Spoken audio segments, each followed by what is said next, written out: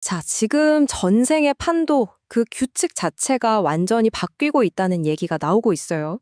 예전처럼 인간이 멀리서 조종하는 드론, 이건 이제 과거의 이야기가 되어가고 있거든요. 이제는 기계가 스스로 생각하고 때를 지어 움직이고 심지어 공격까지 하는 그런 시대가 열리고 있습니다. 이건 그냥 하는 말이 아니고요. 미 국방부의 아주 높은 사람이 직접 한 말입니다. 이건 미래 전투의 단면이다라고요. 그러니까 이게 더 이상 공상과학 영화 속 얘기가 아니라 바로 우리 눈앞에 펼쳐진 군사적 현실이라는 뜻이겠죠. 자, 그럼 이 새로운 전쟁이라는 게 도대체 어떤 모습일까요? 모든 것의 시작은 바로 스웜, 그러니까 기계가 마치 벌떼처럼 스스로 무리를 지어서 움직이는 기술, 바로 여기서부터 시작됩니다. 우선 핵심 개념부터 확실히 하고 가야겠죠? 이건 단순히 사람이 조이스틱으로 조종하는 그런 드론 이야기가 아니에요. 그건 지난 20년 동안 우리가 봐왔던 거고요.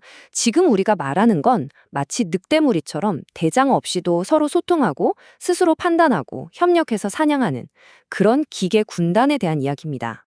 그 대표적인 예시가 바로 미군이 진행했던 퍼딕스라는 실험이에요. 전투기에서 수많은 소형 드론을 그냥 쫙 뿌립니다. 그리고는 딱 한 가지 명령만 내렸어요. 저기 가서 정찰해. 그 다음부터는 모든 걸 드론들 스스로 알아서 해야 했습니다. 이때 투입된 드론이 무려 104대였습니다. 이 드론들이 뭘 했냐면요. 인간 조종사라면 몇 시간이 걸려도 불가능한 완벽한 대형을 글쎄요, 순식간에 만들어낸 겁니다. 초당 수십, 수백 번씩 서로 통신하면서 그러니까 이건 인간의 두뇌로는 따라갈 수조차 없는 그런 속도로 움직였다는 거죠. 자, 이게 실제 전장에서는 어떻게 쓰이냐면요. 수십, 수백 개의 드론이 한꺼번에 나타나서 적의 레이더를 교란하고 방어 시스템을 완전히 혼란에 빠뜨리는 겁니다. 뭐가 진짜 위협이고 뭐가 미끼인지 도저히 구분할 수 없게 만드는 거죠. 그야말로 물량으로 압도해버리는 겁니다. 아니 그러면 이렇게 혁신적인 기술은 대체 누가 만드는 걸까요? 놀랍게도 우리가 흔히 아는 그런 거대한 방산업체들이 아닙니다. 이 게임의 판도를 바꾸는 사람들은 바로 실리콘밸리에서 나타난 소위 새로운 무기상들이에요.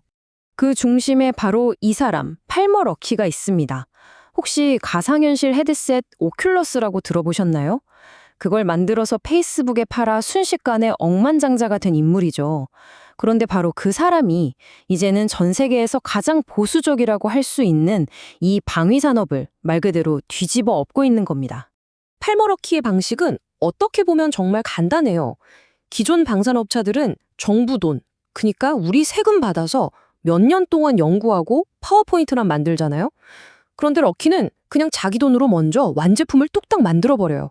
그리고 국방부에 들고 가서 보여주는 거죠. 이거 어때요? 당장 쓸 수 있는데?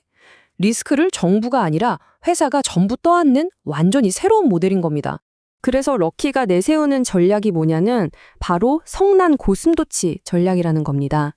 이 첨단 자율 무기를 동맹국들한테 저렴하게 쫙 보급해서 그 어떤 강대국도 감히 건드릴 수 없게 만들자는 거죠. 공격하기에는 너무나도 아프고 귀찮은 상대로 만드는 거예요. 근데 문제는 이게 더 이상 무슨 실험실 안의 이야기가 아니라는 거예요. 현실이 됐다는 거죠. 이미 미국의 가장 민감하고 중요한 군사기지 상공에 정체불명의 드론들이 나타나기 시작했습니다.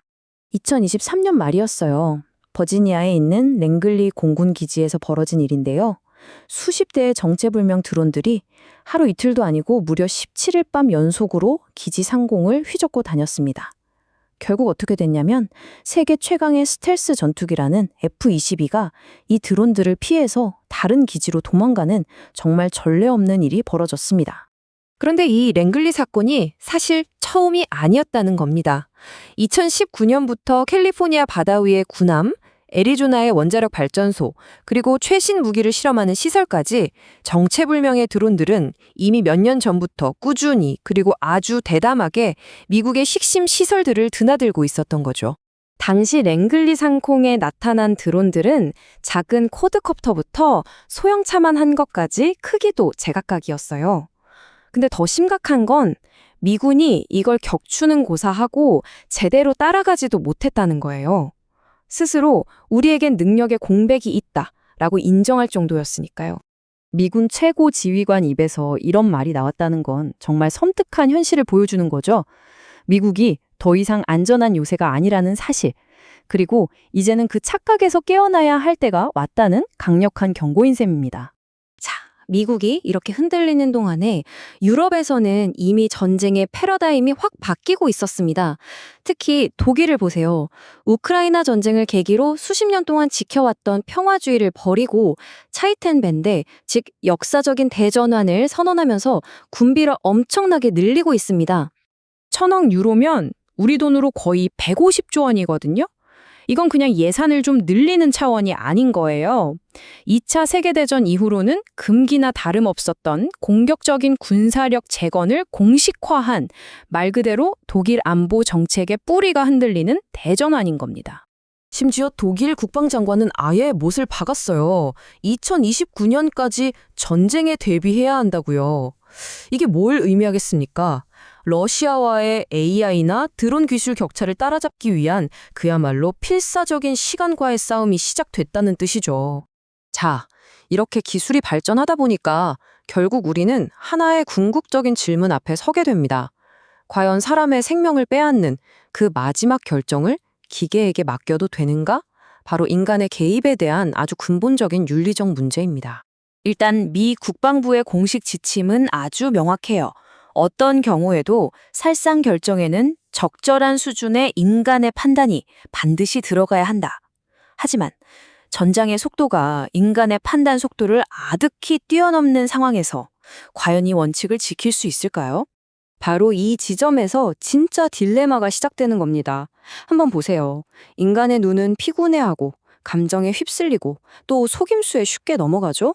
반면에 기계는요, 지치지도 않고 수만 장의 이미지를 순식간에 분석하고 심지어 정확도 면에서는 이미 5년 전에 인간을 뛰어넘었습니다. 자, 생각해보세요.